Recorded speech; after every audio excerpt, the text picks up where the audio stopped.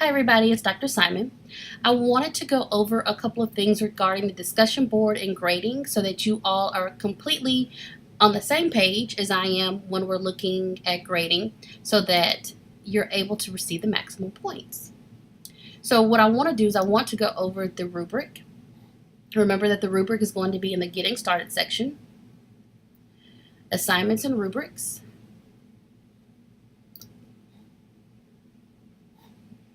I'm going to go to the discussion rubric. And this is what I use when I'm grading. So remember that you are required to do a total of 3 posts each week. Your initial post, which is worth 60 points, and then you have 2 peer response posts, and each one of those are worth a total of 20 points. So 20 points for peer response 1, 20 points for peer response 2, and then 60 points for your initial post. When we're looking at the criteria that's needed to receive the maximum points, that information is listed here. One of the things that I saw, one of the areas I saw more commonly than any other was when it came to using citations and references. So if we look over here for your initial post, we have initial post, references, and support. In order to get the maximum points, which are 10, you need to use references to literature, readings, cite textbook, or personal experience to support the comments. Cites textbooks and or resources is required. So you can have personal experience, but you also need to have in there references to literature, reading, and you have to make sure that you're citing these resources. If you don't have resources cited, then we look over here and we're down here to number 8. This is where you use the personal experience only, but no references to readings, research, and you cite no references. So some of you did lose points in that area. One thing that we also have to make sure that you remember is that when you cite, and this is what you're learning this week for APA, when you cite a source, that's included within the paragraph. And then you have the reference section at the bottom. And so I saw that in majority of the discussion boards posts that you did is that you had a reference section and you included the reference at the bottom. But some of you didn't also have that included within the citation of your paragraph.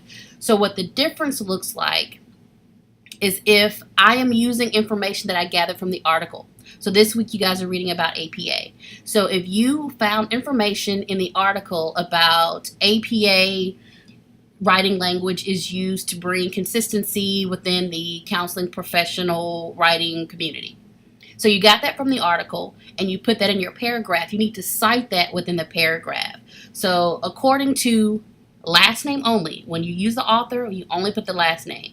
So according to the last name of the author and then the year, APA is used in professional writing to create a consistent pattern of thought.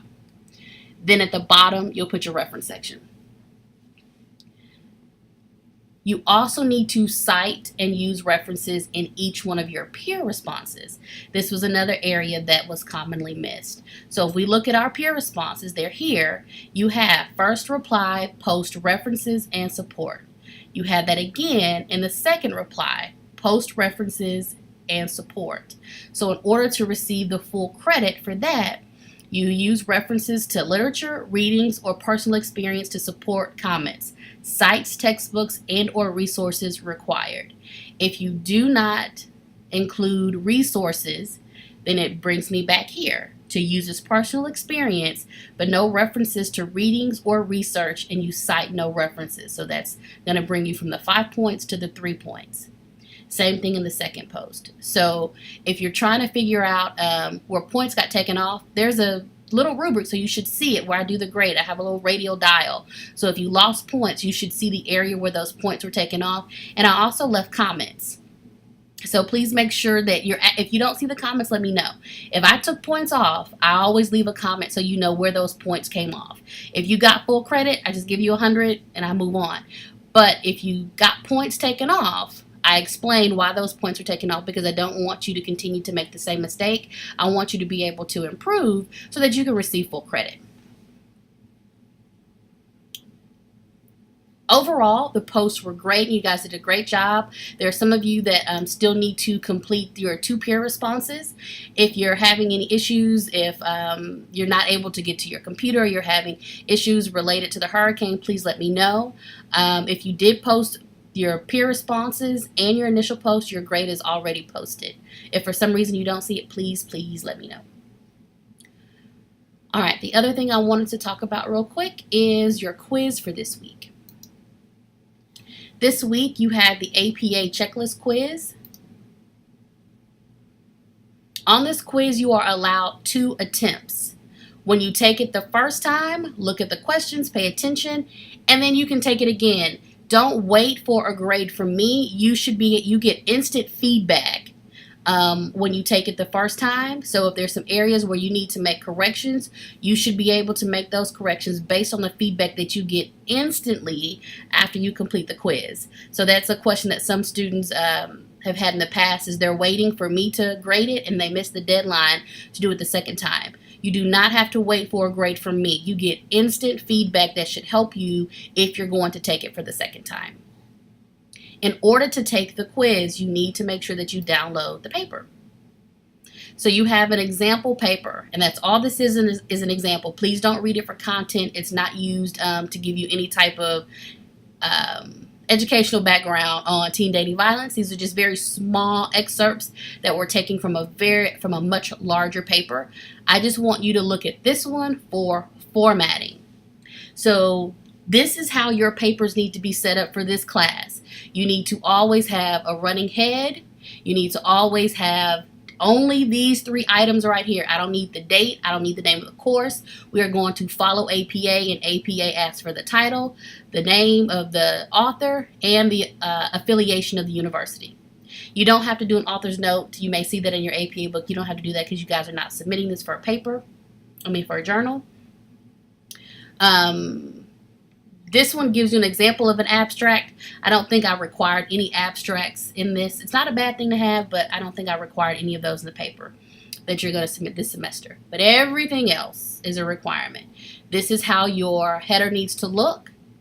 Your title needs to look this way. It is not bolded. You have paragraphs before you have your first bolded level 1 heading. So this is an example of how your paper should come. So just a second ago, when I was talking about the discussion board, I mentioned that you need to cite within your paper. So this is what a citation within you need to cite within your discussion board. This is what a citation looks like within the paragraph. So school counselors are placed in leadership roles and are being asked to make systemic changes. Then I have the names of the authors, last names only, along with the year, and I continue the sentence. So it flows very smoothly. The parentheses are within the sentence, and the punctuation happens at the end. Okay? So there are several different examples of how you can use an in-text citation within this paper as well. Okay?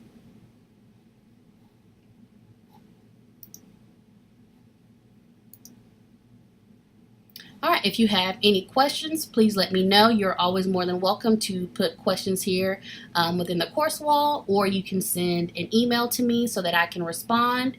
I did have a question about the VoiceThreads.